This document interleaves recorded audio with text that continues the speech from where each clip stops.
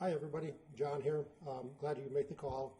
A little bit about Bitcoin mining today. First of all, I want to jump on and show you just what happened to my Bitcoin miner here, just as we've been filming here. So you may have noticed that this payout was processing just a little bit ago, and now it has turned into a $10.93, basically a reward for my equipment up there mining. And I'll show you a little bit more about that here in just a minute.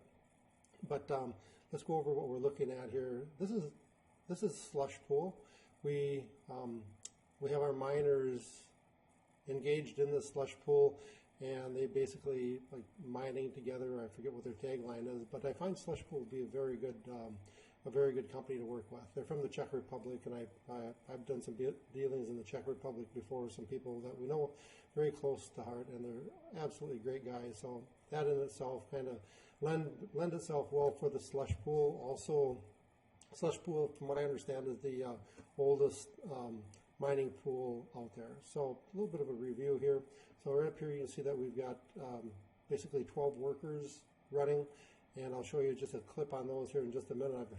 I'm going to actually go out and get a video of them real quickly and then post them up here so we can talk about it, but I'll have to lay that in here in just a little bit because my phone is out of juice, so I'm charging that as we speak. But anyway, so we have 12 workers out in the shed, out in the mine, working away.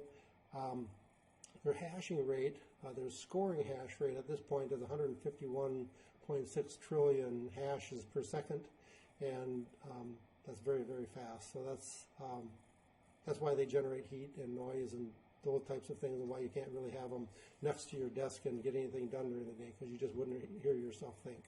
So some calculations that are going on. Looks at what we've done for the last 5 minutes, the last hour, and the past day as our hash rate goes through.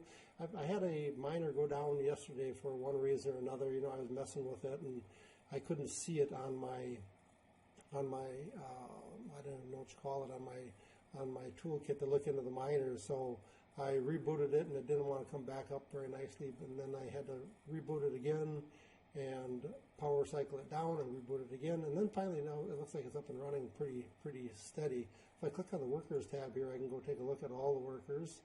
So you'll see them individually and what their contribution is to our work that we're doing. Number one here is the one that I was having issues with early on. That was the culprit coming down and going up and stuff like that. But I got my meeting coming up. I just got warning on that. But so if you take a look at these workers, each one of the workers are hashing along. For some reason, they'll go up and down, and I think that's because of the work that they're divvied out by the servers from slush pool. So the servers, from what I understand, will divvy out work based on availability and what they need to have done. So anyway, we're hashing along here. Go back to the dashboard. You can see here on the dashboard, it gives you your all-time reward, and our all-time reward right now is sitting at $4,169.89. You can track each one of those rewards on the reward column here. One of the things that I'll point out too is that while I started up the mining, the minimum amount of reward that you can have sent to your wallet is 0.1 Bitcoin. So I set it up as 0.1 Bitcoin, and it would come over on a consistent basis, daily, and that was all fine and good. But then when I started looking into the accounting for the year end for 2016, I found out that you have to account for Bitcoin very similar to the way that you account for a stock. So you have to pay attention to what you bought them for and the price that you sold them for. So tracking wise, I wanted to limit the number of transactions I had to account for in my accounting system on QuickBooks Online. So I changed that setting from getting one payout every 0.1 Bitcoin to one payout per Bitcoin. So now I accumulate 1 Bitcoin. If I ask them to send it over to me, you'll be able to see it right here. So in the days past, I was getting transactions from slush pool in the 90 to $95. Here's $107 range here, and they vary, by the way, too, by the rounding or so. So as soon as you cross that threshold of 0.1, it's going to send you everything that you have in your accumulated in your wallet. Up here, this is where I changed it. So on the first of the year, actually on the 10th of the year, I got a payout of about just a little bit short of $900 from a slush pool. I had one transaction in January that was 1/10 of a Bitcoin, so I'll need to track those. But I've just got another reward, and if we go back to that dashboard, I'll point that out. And that is just minutes ago. I formulated and I found another block added to the rewards. And I see that it's pretty slow right now too, so that's okay too. But so this block right here that was just found was this one right here, 17 minutes ago. It says 2% confirmed, and these have to be 100% confirmed before they actually transfer all of this all of the money to you. So as soon as that happens, that'll probably be within 24 hours, and you can kind of watch that along the way. And again, in the reward side of it, you'll see that it has the right-hand side of the column, and you'll be able to watch it. So I've got 98 more confirmations out of 100 to do that last transaction. The next transaction only need 23 more confirmations in the blockchain, and then they'll say, okay, that money is all yours, and it'll come over your way. I've noticed too that they've got it set up to pay no transfer fees in the transaction. So it usually comes over, like within 10 minutes, within 20 minutes, maybe 30 minutes at the most. But one time it took me 5 hours for it to actually get on the blockchain, and that's interesting in itself. So in a wallet, at least in the wallet that I use the Bitcoin wallet, Bitcoin Core wallet. Now, I'll bring that up for you real quick here. There's no security issues here by me showing you my wallet. So let me bring that up. Show you what's going on. First thing, when I open up my Bitcoin Core wallet, it's going to go through loading the blocks, making sure that I'm all up to date and stuff like that. So that's what it's doing right here. This is Bitcoin Core is an active participant in the blockchain, so it uses this wallet really to confirm some of the transactions as well. So it takes just a little bit to bring it up. So I'll let that come up while I'm showing you just a couple of other things. So let me go find my spreadsheet out here. And best way for me to do that is open up my OneNote toolbox. If you're interested in being able to get all this information that I have here on what we call our blockchain breakout toolbox, Mike Holland, Pam Mueller, and myself are putting information together as we go through all of the research that we do for Bitcoin and blockchain, and we'll share it with other people if they would like. If you want me to share this with you, feel free to send me an email at john@bitcoinug.org, and I'll get that out to you. But anyway, if I look at my Bitcoin mining website here, first of all, you can see the hash rate that has jumped up since January 16 to January 17. It has basically more than doubled. So there's a lot of people adding miners to the whole program. That's very solid for Bitcoin, and it shows that there's more people out there that are proving out all these transactions. So anyway, what I was going to show you is this mining operations. And it's very, very timely, too, I might say, in that one of my projections for my return on investment is the heat that I'm saving actually in my shed. I've got a fairly sizable shed here. The main section of the shed is 60 by 30.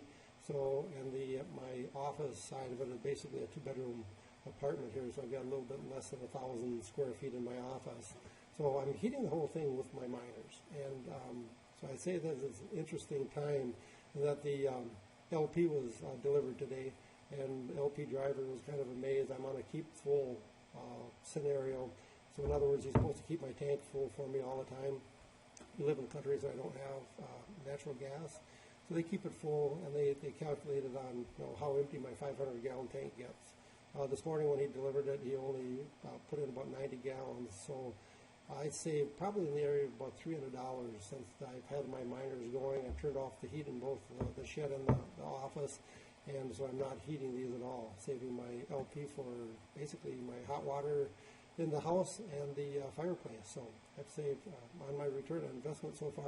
I've got about an additional $300 that I can account to that. But if you look through this, I can send this out to you and get my cost of electricity in here, my average wattage, kilowatts per hour, all the monthly cost. And this too is really pretty close. I got the electric bill too yesterday, and for January, for the January bill here, which takes into about the middle of December to the middle of January, it's going. I've got about a $1,400 bill. So this says that on a full month, it's going to be about $1,200. This bill that I have here is kind of a ramp-up period, so it's not a full month period. And I'm guessing that out of the $1,400, about $350 or $400 of that would be for heating the home. So, you know, it's expensive here in Wisconsin to heat a home. So I'm paying about $1,000 this month for the electric bill. So if you take a look at that, I paid $300 out of my electric bill from last month, $1,000 this month. And if you take all that off from my miner, whoops, wrong pocket. And if I take all of that off what I've been paid out so far, so I've got about $1,300 electricity I paid. Come on, dashboard, let's get up here. This is another reason because of my infrastructure, direct way and a cellular tower. So I really wanted to get on a system constraining in that I could use as much bandwidth as I wanted. This bandwidth that I have is the lowest bandwidth, so very slow. It's 10 meg download from AT&T, but it's fiber. But they're kind of raping me on the cost of this. It costs me about $550 per month just for my internet connection here out in the country. And so, but that just kind of points out that you don't need a very good connection to run these miners. They're not that heavy on bandwidth. And for some reason, in this whole argument about the blockchain and scaling, everybody's worried about the size of the blocks and people not being able to get all the data if they increase the sizes or something like that. And I still have to research that more. I don't understand that whole issue. But I'm just telling you that I've got a very limited bandwidth, 10 meg, and I'm running 12 miners out there. They're having no problems at all, and they're running fine. But anyway, the reason I got into the Bitcoin mining was to help pay for my ATT connections. I wanted to defray that cost. And in the meantime, I started finding some other interests in it, because if you look at the Bitcoin network, there's some real nice things that are happening in there for other worlds. So for the poor of the world, there's tons and tons of them out there. I think there's something like it's in the millions. But anyway, there's millions of people out there that are basically what they call unbanked. They can't afford to have a bank account. They can apply for one. They just can't get one at all. So but they can get a wallet. So when they get their wallet, I'll go back to mine real quickly here. You can see my wallet out here. It's good enough to have 7.5 Bitcoin up here, but I had purchased some Bitcoin early on, and that's why it's up to 7, and not the 4 that you will see that I got from mining so far. But anyway, in that wallet, you can see that last Bitcoin transaction here that took place. The thing about the Bitcoin blockchain that I find very intriguing is that people say that it's very untraceable, so you can't trace it. But I would beg to differ. You can take a look at every one of my little transactions that I've created here, and not only that, but you can take this. Let me see if I can copy that. Copy that address. Oh, come on, I can't copy it. Copy the address. There we go. You can copy that address. Then you can actually go onto the blockchain, tie that address in there, and I'll go block. Oops. Again, my internet is having a bit of an issue, but it does that. grandson's probably over watching Netflix, and my son's probably watching Netflix on his own, and we got a lot of traffic on here, so just bear with me for a minute. But if I look over at blockchain info, blockchain.info is going to bring up the blockchain itself, and you can see the Bitcoin blockchain in real time. Very interesting. And the reason that I have that wallet address copied in there, that I want to prove to you that every one of those transactions in my wallet are very very open to the public. If you know what that wallet address is, you can get right into it. Sorry about the time it's taking.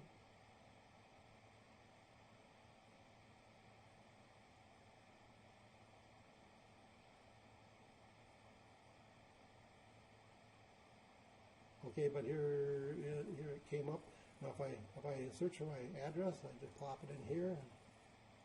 There's that wallet address that I just had. If I search on it, you'll find something fairly interesting. So here's all the blocks that have been found in the last few minutes here. Slush pool. There's that last one that we just found. You can dive into this block and you see the, I don't know why they call it the height. Somebody's going to have to explain that term to me, but you can dive into that that transaction or that block. You see all the transactions within it. All those transactions within it have basically transacted 1,254.91 Bitcoin. So, not the biggest in the world, but one below it was 9,000. One below that was 12,000. But out here on blockchain.info, you can see a lot of information out there. So I don't know why mine's not coming up here. Maybe it's just a timing issue. And as we're watching this, you can see more real-time transactions taking place. I'm going to plop that in again. So we get the search. Looks like it's searching up here. So just hang on for just a minute, and we'll take a look at that. Okay, here's my wallet address. You can see all the transactions that have taken place. You can see that the Bitcoin total received and the balance. For some reason, there's just a little bit of difference there. Somebody can explain that to me. I sure would appreciate it. I dove into that at one point and found one transaction out here that has. So there's a 0.05 Bitcoin that's in red. And why is that in red? I have no idea. But I do know that I moved 0.05 Bitcoin from one of my wallets to another wallet. I don't know if that has anything to do with it, but I did. I did that just to make sure that transferring Bitcoin from one wallet to another went very smoothly for me. Again, I come at this as a skeptic because I've gotten into businesses before that cost me a lot of money and they were farces. So I want to make sure that all of this is on the up and up. And this is the most transparent system that I've ever seen in my life. So if you want to find out exactly what's happening, you can go through all these different transactions. You can take a look at them, but it's all very transparent, very honest from what I understand. And speaking about honest, I want to show you one other thing that I forgot to show you too over here on the on our what do we call this, my portal. So on my miners, you see down here the percent. There's the last 50 blocks is 82%, and the last 250 blocks is 97.68%. And what they're doing is that we're providing hashing power to go find these blocks. And what this is saying is that out of the last 10 blocks, we've been at about 85.3%, 82% out of the last 50, and 97% out of the last 250. So I believe what that's telling me is that our likelihood of finding a block is better than those that are at pure 100%, right? Because we've been lagging behind just a little bit. And it all kind of evens out too, because at one point I was way above. So we were over 100% in each one of these categories, then it slowed down, now it's coming back. So really, and what I'm saying is that it's very well designed system so that everybody has equal opportunity to get their funds. So right now you can see that my estimated payout period is 1 week, 2 days. Last period it was 1 week, 2 days. The last period was 1 week, 2 days in essence. So it's calculating to how often I'm going to get paid out. So very interesting. It's very easy to set up too. So slush pool, when you go out to it, they'll have this help center out here. The help center helps you all the way through things. That's one of the first places I came to. I did some research in there, and I had some payouts. Told me, you know, what to buy. But anyway, I bought the S9 miners. I bought the top of the line. And if I go back to my spreadsheet, whoops, wrong one. I was actually over in my toolbox. If I go back over to the toolbox, you'll see that I bought, where is it? I got the number of miners here, right here, 12 miners plugged in here. The power, the hashing power that I have right here is basically all at 147. It's a little bit higher than that, so I'm going to change that to 150. Just make sure we track it. And then I got all my electrical costs and all those types of things. I got about $30,000 tied up into my 12 miners. I was lucky enough to get them fairly reasonable. I bought one, and then I tried it out, make sure that everything was working properly. When everything was transacting properly and I was happy with the system, I bought another one. So I ended up with 2. After that, I bought 2 more, so I got up to 4. And then I added 4 more onto that, so I had 8, and I had 4 more onto that, and I had 12. So anyway, it was a ramp up. The last of the 12 got up and operational. I believe it was just about Christmas Day. I take that back. 10 of the 12 were operational Christmas Day, and it took about the 27th or 28th for me to get my other last 2 miners. So right about the end of the year, they were all operational. So up and running. So my current payoff is about, let me see, it's the price of exchange rate. So I've got an exchange rate of 1,200 up here, and for that, I say that I'm not going to cash in my Bitcoin until I get to 1,200, because that's my buying point. So what is that today? So if you look at the price today, if you want to say I want to take Bitcoin and trade it in as it happens, about 900. So I plug in 900. Whoops. Plug in 900, and that should calculate out to, for some reason it's not calculating. I run into this every once in a while I'm in OneNote. Let me restart it, bring it back. And here you can see that it says that I'm 3 days behind, so what that's doing is bringing the new blockchain in with all the information into my wallet and updating it. That's what's going on there. That could be why I'm a little slow too, so let me close my wallet, put that away. Maybe that'll help with a little speed. Don't shut this off until it disappears. Okay, I'm not shutting it off. Okay, here we go. I'll bring that back up. Let's see if we have changed anything. So,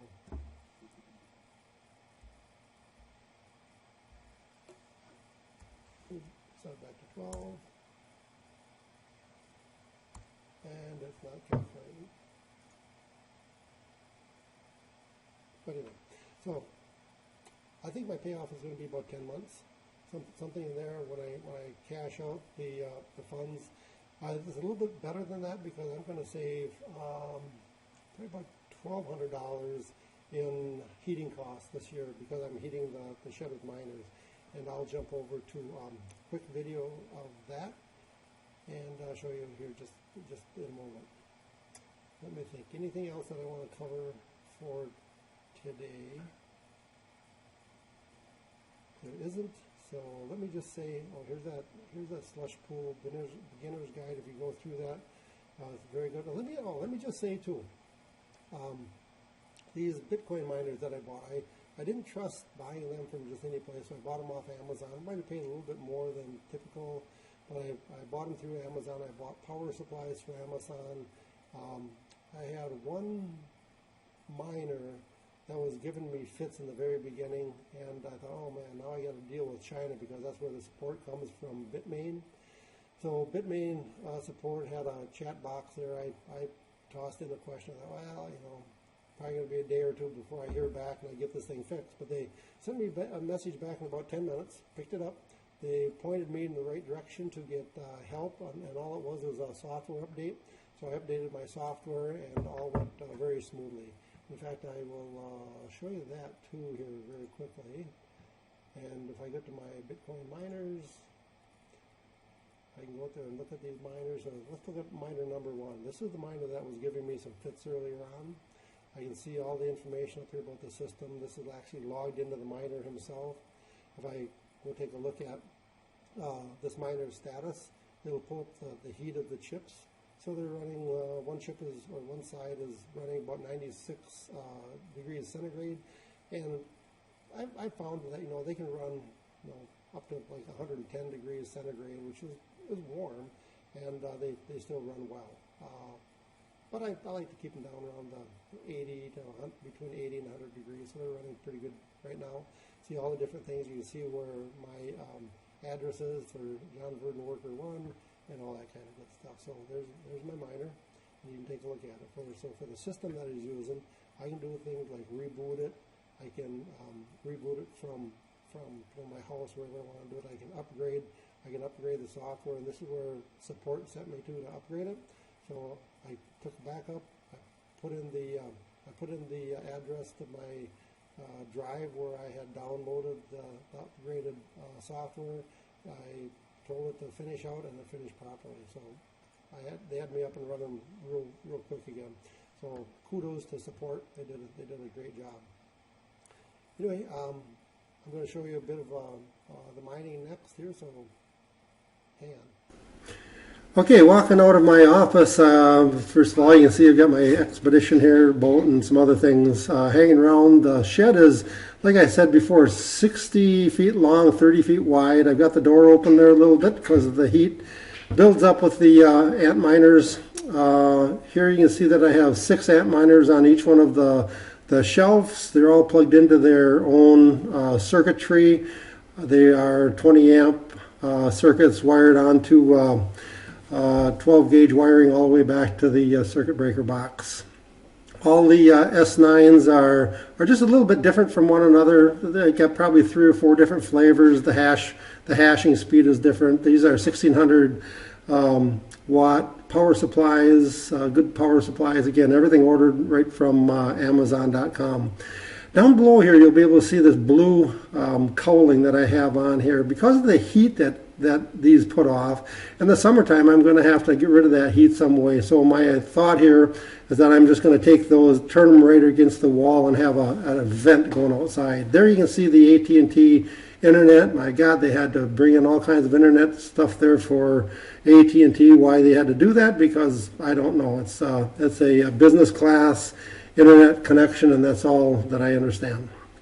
So with that, that's all about mining. That's a little bit about what we got going on here. If you have any questions, feel free to reach out to me. I'm John at bitcoinug.org, or give me a call. I'm at 715-235-6679. As always, have a great day. Look forward to having you participate with us in the Bitcoin users group. Go to our website, get signed up, subscribe, make sure we don't miss out on anything. Thanks. Have a great day.